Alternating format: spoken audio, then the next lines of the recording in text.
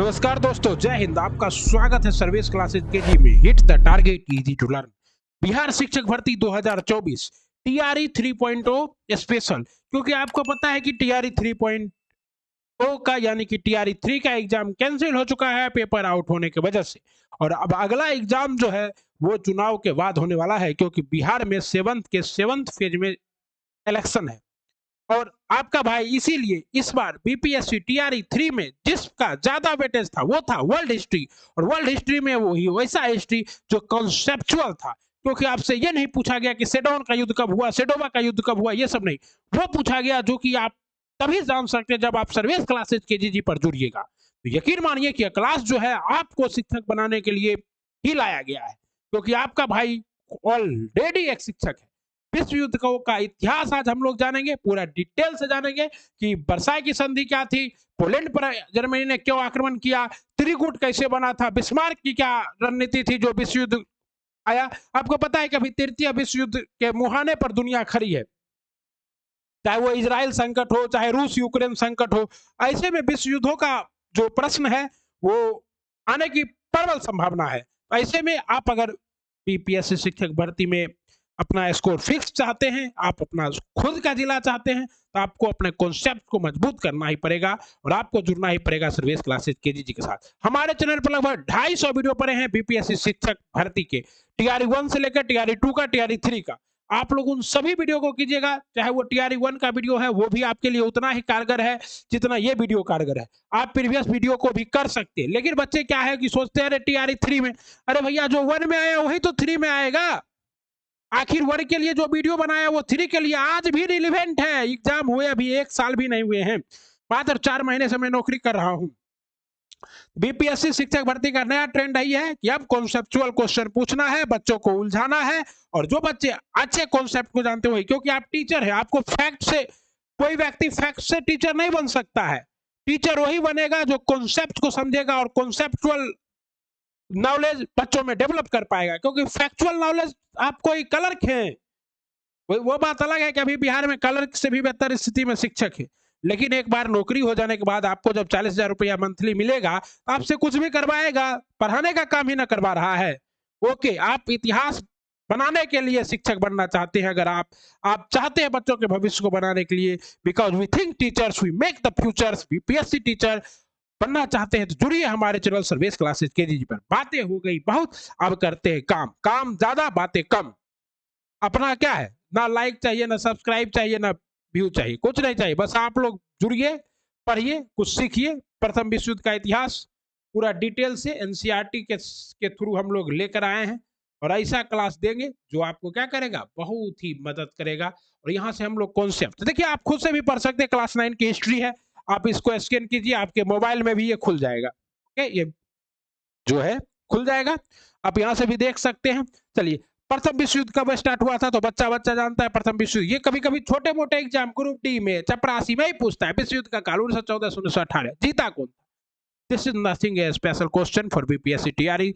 अगर आप 6 to 8 के लिए हैं, 6 to 8, अगर आप 9 to 10 के लिए हैं, अगर आप 11 to 12 के लिए हैं, हर जगह जहां भी हिस्ट्री पूछा जाएगा उसके लिए ये क्लास क्या है, रिलीवेंट है। और 1 to 5 के लिए तो क्या है, 1 to 5 के लिए है ही। तो आइए स्टार्ट करते हैं। विश्व इतिहास, इतिहास में 1914 का वर्ष एक ऐसे युद्ध के लिए उल्लेखनीय है जिसने संपूर्ण विश्व को अपनी आगोश में ले लिया। ये सभी आगोश में ले लिया और युद्धरत देशों में अपने संपूर्ण संसाधनों और इसके झोंक दिया। विश्व के लगभग तमाम देशों ने इसके प्रत्यक्ष और प्रत्यक्ष रूप से प्रभावित हुआ। ओके, अगला है साम्राज्यवादी प्रतिस्पर्धा। विश्व युद्ध का मेन मकसद क्या था, तो विश्व युद्ध का मेन मकसद जो था वो था आपका साम्राज्यवादी प्रतिस्पर्धा। देखिए, ये तब तक हमारा एचपी का लैपटॉप थोड़ा इसका विंडो तिंडो कुछ हो रहा है, HP PC hardware diagnostic window, तो डायग्नोस्ट करने दीजिए, डोंट वरी।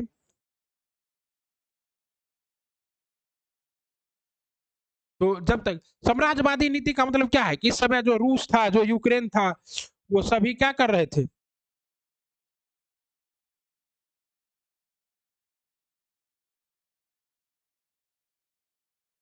वो सभी जो है अपने साम्राज्य को बढ़ा रहे थे, क्योंकि औद्योगिक क्रांति हो चुकी थी। सभी देशों को ज्यादा से ज्यादा कच्चा माल चाहिए था और वो नहीं चाहते थे कि हम अपने देश के खुद का कच्चा माल इस्तेमाल करें। वो चाहते थे कि हम दूसरे देश से कच्चा माल लाए और उसको क्या करें, उससे इस्तेमाल करके औद्योगिक क्रांति का लाभ उठाए। ओके, तो ये साम्राज्यवादी आधिपत्य को चुनौती। इस दौर में जर्मनी और इटली का प्रवेश बहुत बाद में हुआ, इस कारण उन्हें कम ही उपनिवेश हाथ लगे, लेकिन उनकी साम्राज्यवादी लिप्सा रुकी नहीं थी। इस कारण 1914 तक जर्मनी औद्योगिक क्षेत्र में काफी प्रगति कर चुका था। वह ब्रिटेन और फ्रांस को भी पीछे, जर्मनी को भी उद्योग के लिए कच्चे माल और फिर तैयार माल को बाजार की आवश्यकता थी, किंतु एशिया और अफ्रीका का अधिकांश हिस्सों में पुराने साम्राज्यवादी देशों का हिस्सा था, फ्रांस का और किसका, इंग्लैंड का। ऐसे में क्या हुआ कि जर्मनी के लोगों ने क्या किया, ऐसी परिस्थिति में जर्मन साम्राज्यवादियों ने पतनशील तुर्की साम्राज्य की अर्थव्यवस्था पर अपना नियंत्रण करना चाहा। इसके लिए जर्मनी ने तुर्की के सुल्तान से बर्लिन से बगदाद तक रेलवे लाइन बिछाने की योजना बनाई। अभी देखिए सेम, यही सेम जो है आप CPC China Pakistan corridor, just like वही है ये। बर्लिन से बगदाद तक रेलवे लाइन बिछाने की योजना का पर स्वीकृति चाहिए। जर्मनी की इस योजना का फ्रांस तथा रूस ने क्या किया, विरोध किया। बोला अरे भैया ये तो सीधा चल जाएगा तुर्की, और तुर्की के बाद इंडिया, मतलब जमीन के द्वारा ही पहुंच जाएगा। तो विरोध होना तय था जर्मनी का। जैसे हम लोग अभी चाइना का विरोध कर रहे हैं। अभी चाइना क्या है, विश्व की एक महाशक्ति बनते जा रही है और हम लोग चाइनीज सामानों के पीछे पड़े हुए हैं। इधर 1905 में रूस जापान युद्ध हुआ। देखिए मोस्ट इंपोर्टेंट क्वेश्चन है, इसको आप लोग देखिए, एक शॉर्ट नोट बनाइए, विश्व युद्धों का इतिहास, और इसको चिपका लीजिए। प्रथम विश्व युद्ध कब से कब तक हुआ, कौन था जो जर्मनी से लेकर बर्लिन तक रेलवे लाइन बिछाना चाहता था। 1905 में रूस और जापान का युद्ध हुआ, इसमें कौन जीता था। जानकर आपको आश्चर्य होगा कि इस युद्ध में जापान जीता था। विजय से जापान के, विजय से जापान के, देखिए जापान विजय हो गया। कितना बड़ा देश है रूस, इतना बड़ा अगर देश रूस है, यहाँ पर एक छोटा सा देश क्या है, जापान है, लेकिन जापान ने पूरे रूस को हरा दिया। सम्राट महत्वाकांक्षी परमाणु चढ़ने लगी। 19वीं शताब्दी के अंत तक अमेरिका भी एक शक्तिशाली राष्ट्र के रूप में उभर कर सामने आ चुका था। वह व्यापार के, आपको अमेरिकी स्वतंत्रता संग्राम पढ़ा चुके हैं। अगर आपने वीडियो नहीं देखा है तो लिंक डिस्क्रिप्शन में भी है, प्ले लिस्ट में जाइए या फिर ऊपर आई बटन में क्लिक करके देख सकते हैं। उग्र राष्ट्रवाद, देखिए व्हाट इज उग्र राष्ट्रवाद। अभी जैसे भारत में है उग्र राष्ट्रवाद है, कुछ लोग चाहते हैं कि मोदी, कुछ लोग, राष्ट्रवाद का मतलब होता है एक अंधी परंपरा जिसमें आदमी व्यक्ति, जाति, धर्म, वंश, संप्रदाय सबको भूल के राष्ट्र से प्यार करने लगे। 19वीं शताब्दी के उत्तरार्ध तक यूरोप के देशों में राष्ट्रीयता का संचार उग्र रूप से होने लगा। समान जाति, धर्म, भाषा और ऐतिहासिक परंपरा के लोग एक साथ मिलकर अलग देश का निर्माण चाहने लगे। तुर्की साम्राज्य तथा ऑस्ट्रिया हंगरी में अधिकांश निवासी स्लाव जाति, देखिए सलाव के बारे में बताए थे, और स्लाव जाति के का एक अलग देश बना है सर्बिया, जो कि पॉलिटी में क्वेश्चन आएगा सर्बिया के बारे में। ओके, उन लोगों ने सर्ब सलाव आंदोलन की शुरुआत की, जो इस सिद्धांत पर आधारित था कि यूरोप के सभी सलाव जाति को एक राष्ट्र मिले। इसने ऑस्ट्रिया हंगरी और रूस के साथ संबंध कुट बना दिए। इस तरह सर्व जर्मन आंदोलन शुरू हुआ, जिसका लक्ष्य बाल्कन प्रायद्वीप में जर्मन साम्राज्य का विस्तार करना था। सैन्यवाद, यूरोपीय देश अपनी सैन्य शक्ति का सारा ध्यान केंद्रित कर रहे थे। फ्रांस, जर्मनी आदि प्रमुख यूरोपीय देश अपनी राष्ट्रीय आय की लगभग 85%, 85% सैनिकों की तैयारी पर व्यय कर रहे थे। 1913 से 14 ईस्वी में फ्रांस, जब आप मान लीजिए, जब आप सेना बना लीजिएगा 15 लाख का और आपका सेना का कोई यूटिलाइज नहीं होगा, आपके उस सेना कोई युद्ध नहीं लड़ेगा, युद्ध का कौशल नहीं। अभी आजकल क्या है, आजकल अगर युद्ध नहीं होता है तो दो देश के सेनाओं के बीच में युद्ध अभ्यास होते रहता है। जैसे संप्रति किसके बीच में होता है, भारत और बांग्लादेश के बीच में वीर गार्जियन होता है? ये सब होते रहता है। तो 1913 फ्रांस ने 8 लाख, जर्मनी ने 7,60,000 और रूस ने 15 लाख स्थानीय सेना थी। 15 लाख स्थानीय सेना। जल सेना से भी शुरू से ही इंग्लैंड का आधिपत्य था। जर्मनी ने इसको चुनौती के रूप में लिया और इंग्लैंड को नीचा दिखाने के लिए जहाजी बेड़ा बनाना शुरू किया। 1912 में जर्मनी ने इंपरेटर नामक जहाज बनाया। कौन सा जहाज, कहेगा क्वेश्चन आएगा, इंपरेटर नामक। अगर घुस के पूछना चाहता है, घुस के पूछ देगा कि इंपरेटर नामक जहाज किसने बनवाया था। गुटों का निर्माण, मोस्ट इंपोर्टेंट यही है कि गुट का निर्माण होने लगा। जब दलबाजी होता है, गुटबाजी होता है, तो किसी भी पार्टी को भी नुकसान होता है और विश्व को भी नुकसान होता है। जैसे अभी एक गुट है नाटो, और जो रसिया है, और रसिया ने जो यूक्रेन पे हमला किया है just because Ukraine wants to join NATO, okay, North Atlantic Treaty Organization. और इसमें क्या है कि अगर आप ज्वाइन कर लेते एक बार, तो आपके ऊपर हमला, मतलब 49 देशों पर हमला जो नाटो के सदस्य। इससे बचने के लिए रूस ने क्या किया है, यूक्रेन पर आक्रमण किया है। साम्राज्यवादी लिप्सा के शिकार शक्तिशाली देश अपने अपने हितों के अनुरूप गुटों का निर्माण करने लगे। एक समान स्वार्थ केंद्र में रखकर राष्ट्र रणनीति तय करने लगे थे। परिणाम स्वरूप संपूर्ण यूरोप गुटों में बट गया। यूरोप धीरे धीरे सैनिक शिविर का रूप लेते जा रहा था। यूरोप में यह प्रक्रिया 19वीं शताब्दी में से ही जारी थी। यूरोप में गुटबंदी का जन्मदाता जर्मनी के चांसलर बिस्मार्क। देख रहे हैं, क्वेश्चन पूछा जा सकता है, गुटबंदी के जन्मदाता कौन थे? जर्मनी के चांसलर बिस्मार्क। बिस्मार्क को जर्मनी का क्या कहा जाता है? लौह पुरुष कहा जाता है। जर्मनी के एकीकरण का उद्धारक कहा जाता है। लेकिन नहीं, बिस्मार्क है जो कि विश्व युद्ध का जो बीज है, वो बीज बोया था बिस्मार्क ने, जो हिटलर के समय में क्या हुआ, पूरा एक वृक्ष बन गया था। सन 1879 में ऑस्ट्रिया के साथ द्वैत संधि, सन 1882 में त्रिकूट। त्रिकूट में मोस्ट इंपोर्टेंट क्वेश्चन है, बीपीएससी में पूछा गया प्रश्न है, त्रिकूट में कौन कौन शामिल था? तो जर्मनी, ऑस्ट्रिया और हंगरी। जर्मनी, ऑस्ट्रिया, हंगरी और इटली शामिल था त्रिकूट में। जर्मनी, ऑस्ट्रिया, हंगरी और इटली शामिल था त्रिकूट। बिस्मार्क ने फ्रांस के विरुद्ध बनाई थी। यद्यपि इटली की विसंगतियां संदिग्ध थी, क्योंकि उसने उसका मुख्य उद्देश्य यूरोप में ऑस्ट्रिया हंगरी के कुछ इलाके छीनना और फ्रांस की सहायता से त्रिपोली को जीतना था। इस त्रिकूट के विरोध में फ्रांस, रूस और ब्रिटेन ने, देखिए, फ्रांस, रूस और ब्रिटेन 1907 में एक त्रिदेशीय संधि ट्रिपल एतौत बनाई और हितों की साझेदारी अध्यक्षशिला रखा। ढीला ढाला जो इन दोनों गुटों की उपस्थिति ने युद्ध की भयावह घटना। तो अब घटनाक्रम क्या है? देखिए, 1914 के प्रारंभ तक प्रथम विश्व युद्ध के पूर्व के वर्षों में इस तरह की घटनाएं घटित हुई, जैसे मोरक्को का प्रश्न हो या बाल्कन प्रायद्वीप का मुद्दा। ये सभी बाल्कन मतलब क्या है? यहाँ जो भूमध्य सागर के आसपास जो प्रायद्वीप है, उसको कहते हैं बाल्कन प्रायद्वीप, बिकॉज वहां पर कौन सा पर्वत श्रृंखला है? बाल्कन पर्वत श्रृंखला है। और आप जानते हैं कि भारत का जो विभाजन है वो माउंटेग्यू योजना, माउंटबेटन योजना और साथ ही साथ बाल्कन योजना के तहत हुआ था। अभी बाल्कन देश में लगभग 14 देश है, जैसे ऑस्ट्रिया है, हंगरी है, उसके बाद आपका स्लोवेनिया है, रोमानिया है, बुल्गारिया है। ये सब क्या है? बाल्कन प्रायद्वीप। आप लोग वर्ल्ड हिस्ट्री के में हम बता रहे हैं, आप लोग वर्ल्ड मैप में देख सकते हैं इसको। ब्रिटेन को 1904 में आपसी समझौते के फलस्वरूप ब्रिटेन को मिस्र में उपनिवेश स्थापित करने की छूट मिली। आप मिस्र जानते हैं, मिस्र की राजधानी क्या है? कायरा है, जहां से स्वेज नहर गुजरती है। फ्रांस को मोरक्को का प्राप्त हुआ, इसने जर्मनी को बड़े क्षेत्र छोप हुआ। जर्मनी मोरक्को की स्वतंत्रता की दुहाई दे रहा था और फ्रांस अपने हितों के आगे अंधा बना हुआ था। 1911 में फ्रांस ने मोरक्को का अधिकांश भाग पर अधिकार कर लिया। 1904 में ऑस्ट्रिया ने तुर्की पर अपना अधिकार कर लिया। इस क्षेत्र में को सर्बिनिया वही लेना चाहता था। वह बाल्कन क्षेत्र में संयुक्त स्लाव राज्य कायम करना चाहता था, जो अब हो चुका है, जिसको सर्बिया कहते हैं, जहां के कौन है? नोवाक जोकोविच है। आप लोग नोवाक जोकोविच का नाम सुने होंगे, महान टेनिस प्लेयर। इसलिए उसे रूस का समर्थन था। रूस ने ऑस्ट्रिया को युद्ध छेड़ने की धमकी दी। इस पर जर्मनी ने खुलकर ऑस्ट्रिया के पक्ष में आ गया। अंततः रूस के पीछे हटना पड़ा। लेकिन इस घटना से रूस और जर्मनी में कटुता बढ़ी। साथ ही जर्मनी फ्रांस के प्रति भी उतना ही विषाक्त था। जर्मनी का चांसलर बिस्मार्क फ्रांस को पंगु बना देना चाहता, तो उसने फ्रांस में के धनी प्रदेश आल्पस तथा लॉरेंस पर अपना अधिकार कर लिया। फ्रांस के धनी प्रदेश जो थे आल्पस और लॉरेंस पर जर्मनी ने क्या किया? अधिकार। जर्मनी ने मोरक्को में भी फ्रांस का डट कर विरोध किया था। फलतः यह खाई बढ़ती गई और इसने विश्व युद्ध को नजदीक किया। लेकिन विश्व युद्ध का तात्कालिक कारण क्या था? तो तात्कालिक कारण था 28 जून 1914 को ऑस्ट्रिया के राजकुमार सेराजोवो का बोस्निया की राजधानी सेराजोवो में हत्या हो गई थी। युद्ध की शुरुआत मामूली घटना। अगर संपूर्ण यूरोप गुटों में बटा होता और कटुता एवं विद्वेष का माहौल पहले से व्याप्त न होता तो शायद घटना नहीं होती। 28 जून 1914 को आर्क ड्यूक फर्डिनेंड की बोस्निया की राजधानी सेराजोवो में हत्या हो गई, जो प्रसिद्ध रूप से जाना जाता है सेराजोवो हत्याकांड। ऑस्ट्रिया ने इस घटना के लिए सर्बिया को जिम्मेदार ठहराया। ऑस्ट्रिया ने किसे जिम्मेदार? सर्बिया को। ओके, बोस्निया की राजधानी सेराजोवो में किसकी हत्या हो गई थी? ऑस्ट्रिया के राजकुमार ड्यूक फर्डिनेंड की, जो कि ऑस्ट्रिया का उत्तराधिकारी था। सर्बिया के समक्ष मांगे रखी। सर्बिया ने स्वीकार करने से इनकार कर दिया, क्योंकि उसने यह स्वतंत्रता का कठोर आघात था। फलतः 28 जुलाई 1914 को ऑस्ट्रिया ने सर्बिया के खिलाफ युद्ध की घोषणा कर दी। ऑस्ट्रिया ने क्या किया? इसका राजकुमार मरा था, उत्तराधिकारी मरा था, इसने सर्बिया के खिलाफ युद्ध। रूस ने सर्बिया को पूर्ण सहायता का वचन दिया और युद्ध की तैयारी करने लगा। जर्मनी ने 1 अगस्त 1914 को रूस और 3 अगस्त 1914 को फ्रांस के खिलाफ युद्ध की घोषणा कर दी। तो युद्ध जर्मनी भी कूद गया, घोषणा कर दी। फ्रांस पर दबाव डालने के लिए जर्मनी सेना 4 अगस्त को बेल्जियम में घुस गई। आपको जब पता है कि बेल्जियम को क्या कहा जाता है? Cockpit of Europe.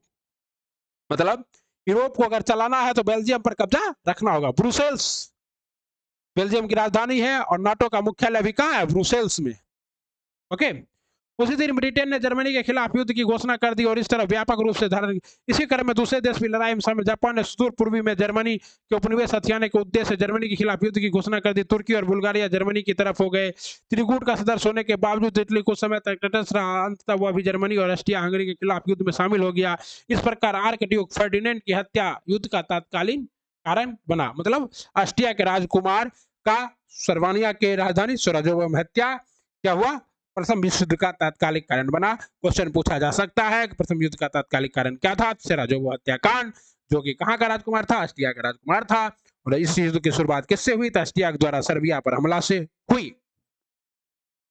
युद्ध का अंत और शांति संधियां, आपको पता है 1917 ईस्वी में एक और महत्वपूर्ण घटना घटी हुआ था, रूस का युद्ध से अलग हो जाना। अब तक रूस ने 6 लाख से अधिक सैनिक मारे जा चुके थे। रूस की अर्थव्यवस्था भी अत्यंत दयनीय हो गई थी। बोल्शेविक सरकार के सत्ता में आते हैं इसने नेता लेनिन, बोल्शेविक के नेता कौन थे? लेनिन, जिसको कहा जाता है यूरोप का रूस का मसीहा कहा जाता है। उसने दूसरों से क्षेत्रों से हथियाए बिना युद्ध से हर जाने लिए बिना शांति स्थापित करने के प्रस्ताव रख दिए थे। यद्यपि ये शर्त और युद्ध से रूस का हटना उसकी अपनी आंतरिक व्यवस्था का परिहता थी, लेकिन जर्मनी ने इसे रूस की कमजोरी माना और कुछ मुश्किल शर्तें रूस के समक्ष रख दी। इसके बावजूद भी रूस ने इसे स्वीकार कर इस हट गया। मार्च 1918 में रूस जर्मनी की एक शांति संधि हुई। रूस से पूर्णतः अलग हो गया। रूस का युद्ध से हट जाने के बाद युद्ध समाप्ति की आवाज उठने लगी। युद्धरत देशों ने प्रकटता तो अपनी इच्छा नहीं जाहिर की, लेकिन इन देशों की जनता ने युद्ध के खिलाफ आवाज उठाना शुरू कर दिया। जगह जगह सैनिक विद्रोह होने लगे। रूस की नई सरकार से पूरे विश्व में आम जनता का मनोबल ऊंचा हुआ। युद्धरत देश की जनता अपने ही सरकार के खिलाफ आवाज उठाने लगी। जर्मनी के युग नौका नामक पनडुब्बियों ने ब्रिटिश बंदरगाह की तरफ जाने वाले जहाजों को डुबाना शुरू कर दिया, जिसमें लूसीतानिया नामक जहाज के डूबने से अमेरिका में प्रतिक्रिया हुई, क्योंकि उसमें अमेरिकी नागरिक सवार थे। अमेरिका के माना करने पर भी जब जर्मनी ने अपनी जब कार्रवाई नहीं रोकी, तब अमेरिका ने 6 अप्रैल 1917 को, देखिए क्वेश्चन मोस्ट इंपोर्टेंट है कि अमेरिका प्रथम युद्ध में कब शामिल हुआ? तो रूस हट चुका है। जब रूस हट गया तब अमेरिका क्या हुआ? प्रथम विश्व युद्ध में आया। कब आया? तो 6 अप्रैल 1917 ईस्वी को, 6 अप्रैल 1917 ईस्वी को अमेरिका प्रथम विश्व में शामिल होता है। युद्ध की अमेरिका ने युद्ध में शामिल होने की स्थिति ही बदल दी। जुलाई 1918 में ब्रिटेन, फ्रांस और अमेरिका ने संयुक्त सैनिक अभियान आरंभ किया और जर्मनी तथा उसके सहयोगी देशों का हार होने लगी। बुल्गारिया सितंबर में युद्ध से अलग हो गया। अक्टूबर में तुर्की ने आत्मसमर्पण कर दिया। ऑस्ट्रिया हंगरी और जर्मनी में राजनीतिक असंतोष बढ़ गया। 3 नवंबर 1918 को ऑस्ट्रेलिया तथा हंगरी ने सम्राट ने समर्पण कर दिया। जर्मनी ने क्रांति फूट पड़ी और जर्मनी एक गणराज्य बन गया। जर्मन सम्राट कैसर विलियम द्वितीय पलायन कर हॉलैंड चले गए। नई जर्मन सरकार ने 11 नवंबर 1918 को युद्ध विराम की संधि पर हस्ताक्षर कर दिए और इस तरह से युद्ध क्या हुआ? जर्मनी के समर्पण के साथ ही समाप्त हो गया। इस समय अमेरिका के राष्ट्रपति कौन थे? वुडरो विल्सन थे।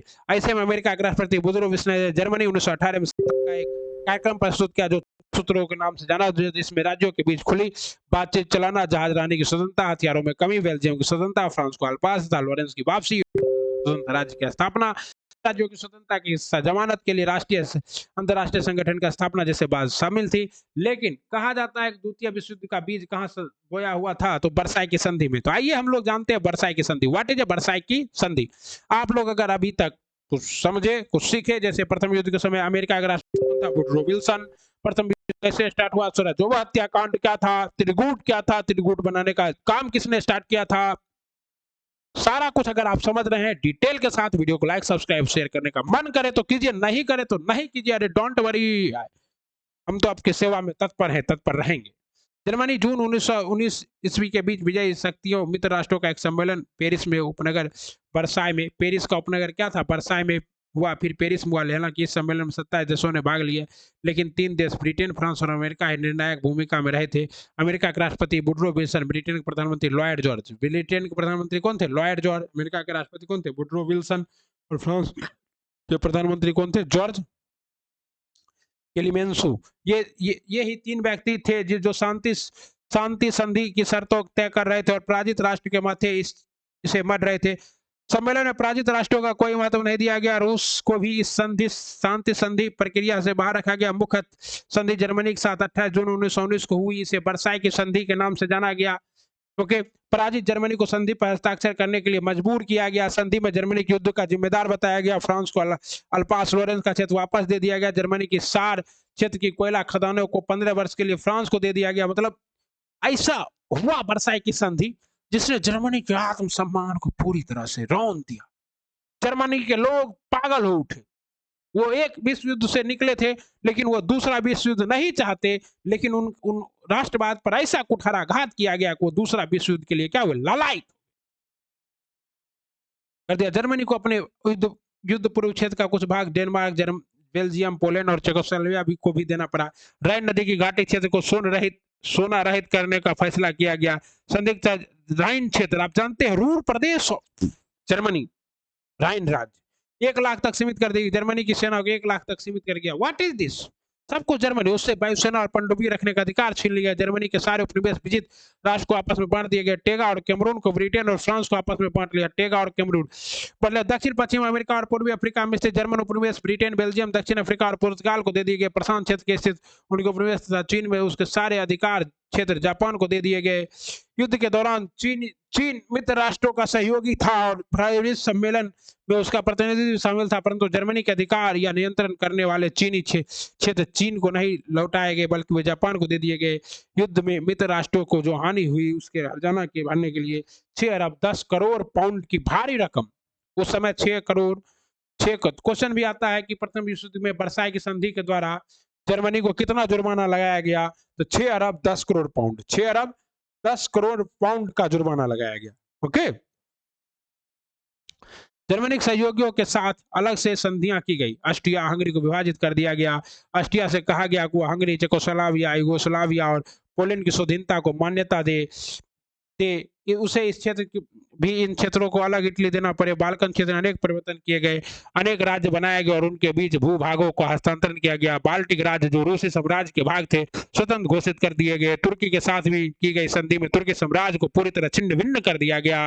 ब्रिटेन को फिलीपींस और मेसोपोटामिया, इराक को दे दिए गए और फ्रांस की सीरिया दे दिया गया। क्षेत्र और देशों का यह हस्तांतरण जिस व्यवस्था के तहत किया गया उसे शासन देश मॉडर्न व्यवस्था, क्या कहते हैं, मॉडर्न व्यवस्था कहा जाता है। सिद्धांत रूप में शासन देश मॉडर्न जाने वाली शक्तियां और अथवा ब्रिटेन और फ्रांस के देशों का शासन चलाना था। वास्तव में उनका शासन उपनिवेश की तरह किया गया। तुर्की के क्षेत्र के अधिकांश भाग यूनान और इटली को दे दिए गए। इन सभी संधियों से ऐसा लगा कि अब तो युद्ध होने ही वाला है। संधि और सुरक्षा बनाए रखना, अंतर्राष्ट्रीय झगड़ों को शांतिपूर्ण निपटारा करना और सदस्य देशों के बीच युद्ध का सहारा न लेने के लिए बाध्य करना। युद्ध और शांति संधियों के परिणाम, युद्ध और शांति संधियों के परिणाम वही हुए कि जर्मनी की पूरी जनता इससे क्या हो गई, रुष्ट हो गई। अब तक के हुए युद्ध के प्रथम विश्व युद्ध सबसे भयावह यह था कि इसकी व्यापकता और बर्बादी त्रासदीपूर्ण थी। विभिन्न अनुमानों के अनुसार लगभग 45 करोड़ लोग, लगभग 45 करोड़ लोग, उस समय विश्व की आबादी वही 3-4 अरब के आसपास होगी और 45 करोड़ लोग विश्व युद्ध में प्रभावित हुए। लड़ाई में या अन्यथा मरने वाले 90 लाख बतलाई जाती है, जो युद्ध में भाग लेने वाले की संख्या का लगभग 7वां भाग था। लाखों लोग अपंग हो गए। हवाई हमले, अकालों और महामारियों में भारी संख्या में सैनिक मरे। स्पेन में फ्लू फैल गया। नई राजनीतिक व्यवस्था का उदय हुआ। प्रथम विश्व और उसके बाद संपन्न शांति संधियों ने अनेक देशों की राजनीतिक व्यवस्था में परिवर्तन किए। कई राजतंत्र नष्ट हो गए। कई देशों में लोकतांत्रिक शासन व्यवस्था का उदय हुआ एवं नई साम्यवादी सरकार से विश्व जनमत रूबरू हुआ। साम्यवादी सरकार, जैसे चीन की सरकार कैसी साम्राज्य सरकार है, साम्यवादी, एक ही पार्टी की सरकार, बस शासक बदलते रहता है। 3 शासन वंश नष्ट हो गए। रूस का रोमनोव शासन, रूस में देखिए क्वेश्चन आता है, रूस में किस वंश का शासन था? रोमनोव शासन। जर्मनी में किस वंश का शासन था? होहेनजोलोन, किसका था? होहेनजोलोन का। ऑस्ट्रिया और हंगरी में किसका था? हेब्सबर्ग का। मोस्ट इंपॉर्टेंट है, डबल स्टार मार लीजिए। क्वेश्चन पूछता है रूस में किस निम्न में से वंश और क्या है देश? रूस रोमनोव वंश, जर्मनी होहेनजोलोन वंश, ऑस्ट्रिया और हंगरी हेब्सबर्ग के शासन। युद्ध के कुछ ही समय बाद तुर्की में उस्मानिया वंश का शासन समाप्त हो गया। तुर्की में उस्मानिया वंश। तो ये 4 गो है, इसको चारों को आपको क्या कर देगा? मैच करने दे देगा। क्वेश्चन यहां से आता है साथियों। ओके, शासन समाप्त हो गया। ऑस्ट्रिया और हंगरी 2 अलग अलग स्वतंत्र राज्य बन गए। चेकोस्लोवाकिया और यूगोस्लाविया स्वतंत्र देश के रूप में उभरे। पोलैंड स्वतंत्र देश के रूप में सामने आया। यूरोप का वर्चस्व समाप्त हुआ और संयुक्त राज्य अमेरिका विश्व शक्ति बनकर उभरा और वह सैनिकों और आर्थिक दृष्टि से यूरोप को पीछे छोड़ दिया। कुछ ही समय बाद विश्व रंगमंच पर सोवियत रूस भी विश्व शक्ति के रूप में उभर आया। एशिया और अफ्रीका के देशों में चल रहे स्वाधीनता आंदोलन को भी बल मिला। यूरोप की सदस्यता का दावा इस युद्ध में धूमिल हो गया। यूरोप जो कहता था कि हम लोग क्या है, श्रेष्ठ हैं, जब वो आपस में सर फुटबॉल किया तो उसका जो श्रेष्ठता का दावा था वो क्या हो गया? विफल हो गया। क्योंकि साम्राज्यवादी यूरोप सदैव इस प्रचार को धावा देता था। यूरोप और यूरोपीय लोग श्रेष्ठ है। रूस जापान का 1905 का युद्ध और इस रूस की पराजय से भी मिथक टूटा। साथ ही एशिया और अफ्रीका के देश में स्वाधीनता आंदोलन, द्वितीय विश्व युद्ध की पृष्ठभूमि तैयार होने लगी। कहा जाता है कि द्वितीय विश्व युद्ध की पृष्ठभूमि जो थी वो प्रथम विश्व युद्ध के वर्साई की संधि में ही निहित थी। द्वितीय विश्व युद्ध का कालखंड क्या था? तो 1939 से लेकर 1945 का काल जो था वो द्वितीय विश्व युद्ध का कालखंड था। पेरिस की शांति समझौते से असंतुष्ट राज्यों ने 1936 के अंत तक इस व्यवस्था के अंतर्गत अपने कर्तव्यों से स्वयं को मुक्त कर लिया। मतलब वो जो 5 अरब का जो देना था मुआवजा, वो सब देना बंद कर दिया जर्मनी ने। अब क्षतिपूर्ति का दावा कर रहे थे, जिसका अर्थ क्षतिपूर्ति ना होने पर केवल युद्ध ही हो सकता था। इस खतरे के कारण ब्रिटिश सरकार जो अपनी ओर से निःशस्त्रीकरण करने का उदाहरण प्रस्तुत करना चाहती थी, ऐसे करने का इरादा छोड़ दिया और प्रतिरक्षा के नाम पर सशक्तिकरण में जुट गई। राष्ट्र संघ इन तमाम घटनाओं को मौन और मूक सारथी के रूप में देखता रहा। वह घड़ी आ गई द्वितीय विश्व युद्ध के कारण और 1939 तक घटनाक्रम का उल्लेख प्रसंग की वर्षा संधि की विसंगतियां आपको पता है, इसको बता दिए। वचन विमुखता, राष्ट्र संघ के विधान पर हस्ताक्षर कर सभी राज्यों ने दावा किया था कि वे सामूहिक रूप से सबकी प्रादेशिक अखंडता और राजनीतिक स्वतंत्रता की रक्षा करेंगे। अवसर आने पर सब समर्थ राष्ट्र पीछे हटते गए। रूस को सदस्य नहीं बनाया गया, अमेरिका सदस्य बनने से इनकार कर दिया। मतलब सबसे बड़ी बात है कि अमेरिका और रूस जैसी दो महाशक्तियां और राष्ट्र संघ का सदस्य था ही नहीं। चीन जापान की साम्राज्यवादी नीतियों का शिकार होता रहा और इटली अबिसीनिया को रोंदता रहा। फ्रांस चेकोस्लोवाकिया के विनाश में सहायक हुआ। हिटलर चेक राज्यों को हड़पता रहा और ब्रिटेन तथा फ्रांस देखते रहे। धोखेबाजी की नीति से आक्रामक प्रवृत्तियों को काफी प्रोत्साहन मिला। जापान ने चीन पर आक्रमण कर मंचूरिया पर, जापान का मंचूरिया प्रदेश, जो चीन का जो मंचूरिया प्रदेश है, यही चीन का मेन प्रदेश है। आप लोग जानते हैं कि जो चाइना है, इसका ये जो प्रदेश है, इसी को क्या कहते हैं? मंचूरिया का प्रदेश कहते हैं। और यहाँ पर जापान है, तो यहाँ से हमला कर दिया था। गृह युद्ध, देखिए बहुत सारे देश गृह युद्ध किसको कहते हैं? तो ऐसा युद्ध जो देश में ही, जैसे भारत में ही हिंदू मुसलमान के बीच में युद्ध स्टार्ट हो जाए, तो उसे क्या कहेंगे हम लोग? गृह युद्ध के। गुटबंदी और सैनिक संधियोग भी द्वितीय विश्व युद्ध के लिए जिम्मेदार थी। शांति बनाए रखने के नाम पर यूरोप में अनेक संधियां हुई, जिसके परिणाम स्वरूप यूरोप पुनः दो गुटों में बट गया। एक गुट का नेता जर्मनी बना और दूसरे गुट का नेता फ्रांस बना। जर्मनी और फ्रांस, इसी गुटबंदी के पीछे सैद्धांतिक समानता और हितों की एकता थी। इटली, जर्मनी, जापान और जर्मनी का एक सिद्धांत फासिज्म में विश्वास रखते थे और उनकी नीति भी समान रूप से प्रसारवादी थी। ये राष्ट्र वर्साई की संधि से शुद्ध थे और हर हाल में थोपी गई शर्तों से मुक्ति चाहते थे। इसके विपरीत फ्रांस, चेकोस्लोवाकिया, पोलैंड इत्यादि देशों के हित एक थे, क्योंकि उन्हें वर्साई की संधि से बहुत लाभ हुआ था और ये हर हाल में उसे कायम रखना चाहते थे। इंग्लैंड शुरू से इस गुट में शामिल नहीं था, लेकिन परिस्थिति बस उसे इस गुट में शामिल होना पड़ा। रूस तब तक अछूत था। दोनों गुट उससे संदेह की नजर से देखते थे, लेकिन परिस्थिति बस जर्मनी ने रूस को और हाथ बढ़ाया। इस तरह गुटबंदी से संपूर्ण यूरोप का माहौल विषाक्त हो गया तथा विषाक्त माहौल में शंका के लिए हर छोटी बात महत्वपूर्ण होती है। हथियारबंदी, सभी लोग क्या करने लगे? हथियार जमा करने लगे। हथियारों की होड़ लग गई। गुटबंदी और संशय के माहौल में प्रत्येक राष्ट्र अपने को असुरक्षित महसूस कर रहे थे। परिणाम स्वरूप निशस्त्रीकरण की जगह पर शस्त्रीकरण होने लगा। मतलब देश कह रहे थे अब हम हथियार नहीं रखेंगे, लड़ाई नहीं करेंगे, लड़ाई से क्या होता है? हम लोग विनाश होते हैं। लेकिन सभी देश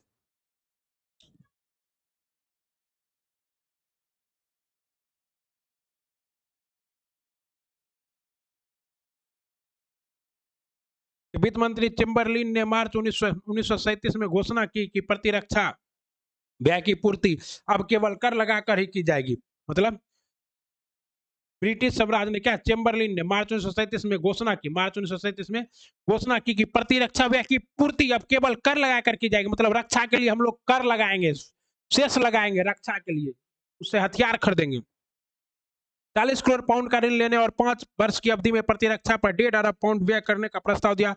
प्रधानमंत्री वंडरविन इन प्रस्तावों का समर्थन कर वे यह कह दिया था कि उनका उद्देश्य आक्रमण को रोकना है। प्रत्येक देश का रक्षा बजट बढ़ रहा था और नए नए हथियार से प्रत्येक राष्ट्र अपनी सेना को सुसज्जित कर रहे थे। नौसेना और वायुसेना पर जोर दिया जाने लगा। इस सैनिक तैयारियों ने सुरक्षा के भाव को संचार, राष्ट्र संघ की सफलता। अब देखिए, जैसे अभी क्या है, अभी है संयुक्त राष्ट्र संघ, यूएनओ, वो भी असफल है। विश्व में अभी 2-2, 3-3 युद्ध चल रही है। इजराइल ने आक्रमण किया हुआ है गाजा पे, रोक नहीं पा रहा है। गाजा में लोग खाने के लिए समुद्र में डूब डूब कर मर रहे हैं। उसके बाद भैया यूक्रेन, रूस हमला किया हुआ है यूक्रेन पर, उसको भी रोक नहीं पा रहा है, यथा स्थिति बरकरार कर नहीं पा रहा है। इधर म्यांमार में समस्या है। जर्मनी, चीन ने श्रीलंका को, पाकिस्तान को अपना गुलाम बना लिया है। पूरा विश्व क्या है, बारूद के ढेर पे बैठा है। कब चिंगारी लगेगी, कब विश्व खत्म हो जाएगा, कोई नहीं जानता। ऐसे में भारत ही एकमात्र ऐसा राष्ट्र है जो दूसरे से कुछ नहीं चाहता, बस कहता है जियो। भारत की ही नीति है, जियो और जीने दो, ये नीति। ओके। राष्ट्रसंघ की भ्रामक शक्ति और सदस्य राष्ट्रों के सहयोग का अभाव भी द्वितीय विश्व युद्ध का कारण बना। राष्ट्रसंघ ने छोटे छोटे राज्यों के मामले में आसानी से सुलझा दिया, लेकिन बड़े राष्ट्रों के मामले में उसने अपने से अक्षम पाया और अंततः विश्वव्यापी आर्थिक मंदी। सबसे बड़ी बात यही है कि देश तो सब ठीक था, लेकिन प्रथम युद्ध के बाद 1929 से 30 के काल में क्या हो गई, लोगों के पास पैसा ही नहीं है। विश्व युद्ध के बाद दुनिया में कृषि का बुरा हाल है, ऐसे में लोग सामान नहीं खरीद पा रहे हैं और आर्थिक मंदी की स्थिति आ गई। और मंदी जब आई तो पूरा विश्व क्या हो गया, 1931 में चरम पर सीमा पर 1929 के शरद काल में अमेरिका और यूरोप को ऋण मिलना बिल्कुल बंद हो गया।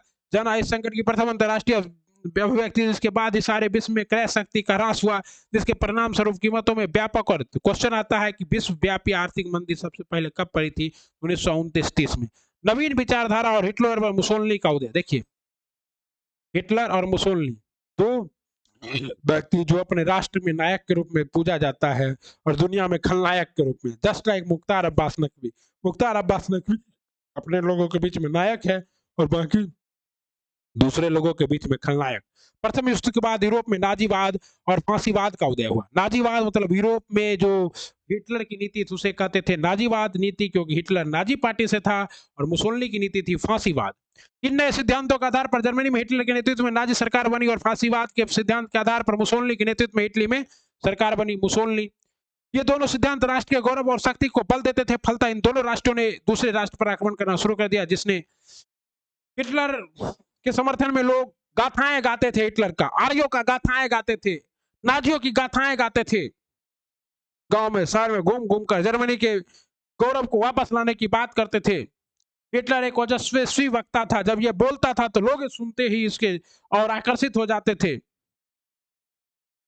ये दोनों सिद्धांत राष्ट्र के गौरव और शक्ति पर बल देते थे। फलतः इन दोनों देशों ने दूसरे राष्ट्र पर आक्रमण करना शुरू कर दिया, जिससे विश्व युद्ध की परिस्थितियां पैदा हुई। इन दोनों राष्ट्रों ने राष्ट्रीय गौरव के लिए साम्राज्यवादी लिप्सा के आधार पर बनाया। जर्मनी, जापान और इटली अपने साम्राज्य के विस्तार पर अपनी आर्थिक परेशानियों को दूर करना चाहते थे और राष्ट्र के नाम गौरवान्वित करना चाहते थे। जापान 19वीं शताब्दी के अंत तक एक शक्तिशाली और औद्योगिक देश बन गया चुका था। प्रथम विश्व युद्ध के पश्चात उससे भी प्रादेशिक लाभ हुआ, लेकिन इसके लिए उपनिवेश निहायत जरूरी हो गया था, जिसके कारण वह अपने साम्राज्य के विस्तार की कोशिश करने लगा। 1931 में उसने चीन पर आक्रमण कर उसके एक क्षेत्र मंचूरिया पर कब्जा कर लिया, मतलब चीन का सबसे फेवरेट क्षेत्र। ये देखिए मुसोलिनी की तस्वीर, मुसोलिनी, हिटलर। और जर्मनी एवं इटली का सहयोगी बनकर द्वितीय विश्व युद्ध के बर्मा इत्यादि को जीतता हुआ भारत पर भी आक्रमण करने की योजना बनाने लगा, क्योंकि उस समय भारत क्या था, ब्रिटेन का आधिपत्य था, इसलिए वो भारत पर। तुष्टिकरण की नीति, इंग्लैंड की तुष्टिकरण की नीति भी बहुत हद तक द्वितीय विश्व युद्ध के लिए जिम्मेदार थी। पश्चिमी पूंजीवादी देश साम्यवादी रूस को नफरत की दृष्टि से देखते थे। वो चाहते थे कि हिटलर किसी भी तरह सोवियत रूस पर हमला कर दे, जिससे दोनों कमजोर हो जाए। मतलब वो चाहते थे कि दुश्मन दुश्मन लड़के क्या हो जाए, खत्म हो जाए, और तब से वे हस्तक्षेप करके दोनों शक्ति को बर्बाद कर देंगे। इसलिए शुरू में ही पश्चिम के राष्ट्र हिटलर की मांगों को स्वीकार करते रहे, और जब इन लोगों ने देखा कि हिटलर की मांग और महत्वाकांक्षा बढ़ती जा रही है तो अपना हाथ खींचना शुरू किया। तब तक देर हो चुकी थी। तुष्टिकरण की दिशा में अंतिम कदम म्यूनिख समझौता था। क्या था? म्यूनिख समझौता। हिटलर सुडेनलैंड पर अधिकार करना चाहता था, इसके लिए 1938 में म्यूनिख में हिटलर और मुसोलिनी मिले, जहां इंग्लैंड और फ्रांस ने हिटलर के सुडेनलैंड पर अधिकार को मान्यता दे दी। 1939 में हिटलर ने पूरे चेकोस्लोवाकिया पर अधिकार कर लिया। इसके बाद उसने ड्रेजिंग बंदरगाह और पोलिश गलियारों की मांग पोलैंड से की। पोलैंड इसके लिए तैयार नहीं हुआ, जिसकी वजह से जर्मनी ने पोलैंड पर आक्रमण कर दिया। द्वितीय विश्व युद्ध का स्टार्ट कहां से होता है? तो जर्मनी का पोलैंड पर आक्रमण। जर्मनी का पोलैंड पर आक्रमण से ही क्या होता है? द्वितीय विश्व युद्ध का आक्रमण। युद्ध का घटनाक्रम जानते हैं।